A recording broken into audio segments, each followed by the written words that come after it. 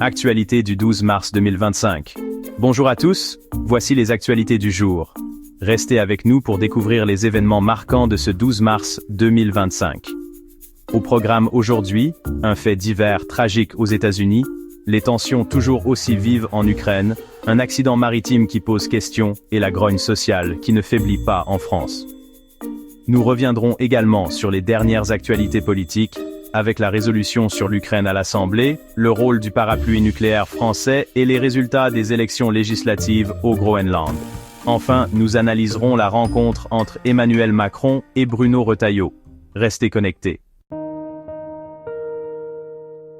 Une fois de plus, l'Amérique est endeuillée par un drame d'une violence inouïe. Sur une autoroute du Texas, un homme a ouvert le feu, faisant plusieurs blessés graves. Selon les premiers éléments de l'enquête, le tireur, dont l'identité n'a pas encore été révélée, aurait agi seul. Il aurait ouvert le feu au hasard sur les véhicules circulant sur l'autoroute, semant la panique parmi les automobilistes. Les forces de l'ordre sont rapidement intervenues sur place, mais le bilan est lourd. On déplore un mort et plusieurs blessés, dont certains sont encore dans un état critique. Le tireur a été neutralisé par la police. Cet acte barbare soulève une nouvelle fois la question du fléau des armes à feu aux États-Unis.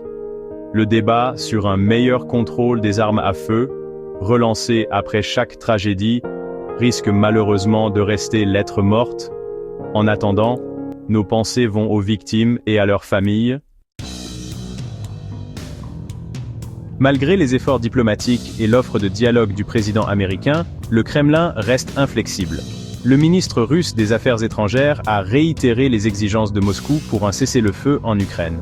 Parmi ces exigences, on retrouve le retrait des troupes de l'OTAN des pays frontaliers de la Russie, la reconnaissance de la Crimée comme territoire russe et l'indépendance des régions séparatistes de l'Est de l'Ukraine.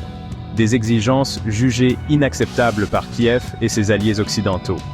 Les États-Unis ont d'ores et déjà annoncé un nouveau train de sanctions économiques contre la Russie si elle ne revenait pas à la table des négociations. Sur le terrain, les combats se poursuivent, notamment dans le Donbass, où l'armée russe tente de prendre le contrôle total de la région. La situation humanitaire continue de se dégrader, des millions d'Ukrainiens ayant fui leur foyer. Face à l'impasse des négociations et à la poursuite des combats, la communauté internationale s'inquiète d'une escalade du conflit. Une enquête est en cours après la collision entre un cargo et un pétrolier en mer du Nord, au large des côtes norvégiennes. L'accident a provoqué une importante marée noire, menaçant l'écosystème fragile de la région. Le cargo, battant pavillon panaméen, est entré en collision avec le pétrolier norvégien dans des circonstances encore floues. Les autorités maritimes privilégient pour l'instant l'hypothèse d'une erreur humaine. Fait troublant, le capitaine du cargo, qui a été placé en garde à vue, est de nationalité russe. Cette information a immédiatement suscité de vives réactions, dans un contexte de tensions géopolitiques extrêmes. Si certains y voient un simple hasard, d'autres n'hésitent pas à évoquer la possibilité d'un acte délibéré de la part de Moscou. Les autorités appellent à la prudence et rappellent que l'enquête ne fait que commencer. En attendant les conclusions de l'enquête, les efforts se concentrent sur la lutte contre la pollution. Des navires spécialisés ont été déployés pour contenir la marée noire et nettoyer les côtes touchées. Violence contre les professionnels de santé. La colère gronde. La coupe est pleine pour les professionnels de santé. Face à la multiplication des agressions verbales et physiques, médecins, infirmiers et kinésithérapeutes sont appelés à cesser le travail et à fermer leurs cabinets. Un mouvement de grève nationale est prévu la semaine prochaine pour dénoncer le manque de sécurité et de reconnaissance dont ils font l'objet. Les soignants dénoncent un climat de violence croissant, alimenté par la crise sanitaire et la défiance envers le système de santé. Ils réclament des mesures concrètes pour assurer leur sécurité, notamment le renforcement des effectifs de police aux abords des hôpitaux et des cabinets médicaux, ainsi que des sanctions plus sévères contre les agresseurs. Le gouvernement, confronté à la colère du corps médical, a promis des mesures rapides. Mais pour les syndicats, ces promesses ne suffisent plus. Ils réclament des actes forts pour restaurer la confiance et garantir la sécurité des soignants. Une chose est sûre, la grogne sociale ne faiblit pas en France et le gouvernement est attendu au tournant. Résolution sur l'Ukraine à l'Assemblée. Un soutien sans faille à Kiev. L'Assemblée générale des Nations unies a adopté à une large majorité une résolution condamnant l'agression russe en Ukraine et réclamant le retrait immédiat des troupes russes. Ce texte, non contraignant mais hautement symbolique, a été approuvé par 141 pays, tandis que 5 pays ont voté contre et 35 se sont abstenus. La résolution appelle également à la cessation des hostilités et au respect de l'intégrité territoriale de l'Ukraine. Elle prévoit également la création d'un mécanisme international d'enquête sur les crimes de guerre commis en Ukraine, afin que les auteurs de ces crimes soient traduits en justice. La Russie, qui avait tenté en vain de bloquer le vote de cette résolution, a dénoncé un texte anti-russe et déconnecté de la réalité. Moscou continue de nier toute implication dans le conflit ukrainien, parlant d'une opération militaire spéciale visant à dénazifier le pays. Malgré l'opposition russe, le vote de cette résolution témoigne du large soutien de la communauté internationale à l'Ukraine. Dans un contexte international tendu, le président de la République a rappelé l'importance du parapluie nucléaire français. Composé de 290 têtes nucléaires, il constitue un élément clé de la dissuasion française. Le parapluie nucléaire, c'est la garantie donnée par la France à ses alliés de les protéger en cas d'attaque nucléaire. Il repose sur la doctrine de la dissuasion du faible au fort, qui vise à dissuader un adversaire potentiel d'attaquer, en le menaçant de représailles inacceptables. Ce concept, hérité de la guerre froide, est aujourd'hui remis en question par certains, qui s'interrogent sur sa pertinence dans le monde moderne. D'autres, au contraire, estiment qu'il reste un outil de dissuasion efficace, notamment face à la menace terroriste. Le président français a tenu à rappeler que la France n'utiliserait jamais ses armes nucléaires en premier, mais qu'elle était prête à y recourir en cas de menace vitale pour elle-même ou ses alliés. Un message clair envoyé à tous ceux qui seraient tentés de remettre en cause la sécurité de la France et de ses partenaires.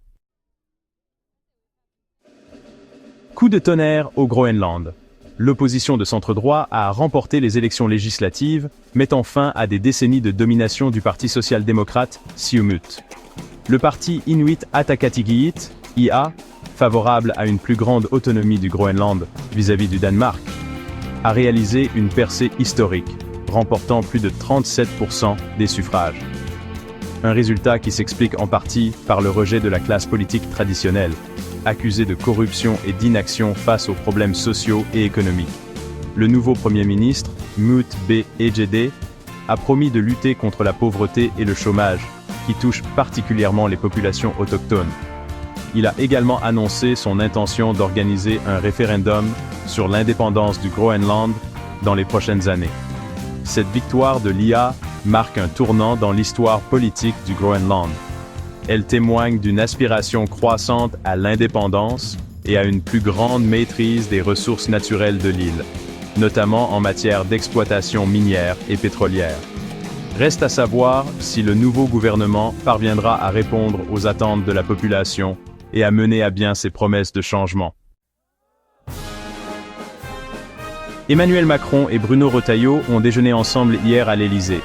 Une rencontre discrète mais lourde de sens, qui témoigne d'un rapprochement stratégique entre le président de la République et le président du groupe LR au Sénat. Officiellement, il s'agissait d'évoquer la situation internationale et les réformes à venir. Mais derrière cette façade consensuelle se cache une réalité plus complexe. Les deux hommes, qui partagent des vues communes sur l'Europe et l'économie, cherchent à élargir leur base électorale en vue des prochaines échéances électorales. Emmanuel Macron, affaibli par la crise sociale et la montée des extrêmes, a besoin du soutien de la droite modérée pour espérer remporter un second mandat. Bruno Retailleau, de son côté, voit en Emmanuel Macron un rempart contre la menace populiste et une opportunité de peser sur la politique gouvernementale. Ce rapprochement entre la Macronie et la droite LR ne fait pas que des heureux. Au sein de la majorité présidentielle, certains dénoncent une dérive droitière et craignent un virage libéral du gouvernement. Du côté des Républicains, les critiques fusent également. Les plus à droite accusent Bruno Retailleau de trahison et de renoncement aux valeurs traditionnelles de la droite. Une chose est sûre, ce rapprochement entre Emmanuel Macron et Bruno Retailleau rebat les cartes de la vie politique française et annonce une recomposition des forces en présence. Merci d'avoir suivi ces actualités avec nous sur Bref Actu. N'oubliez pas de vous abonner pour ne rien manquer des prochaines nouvelles. À bientôt!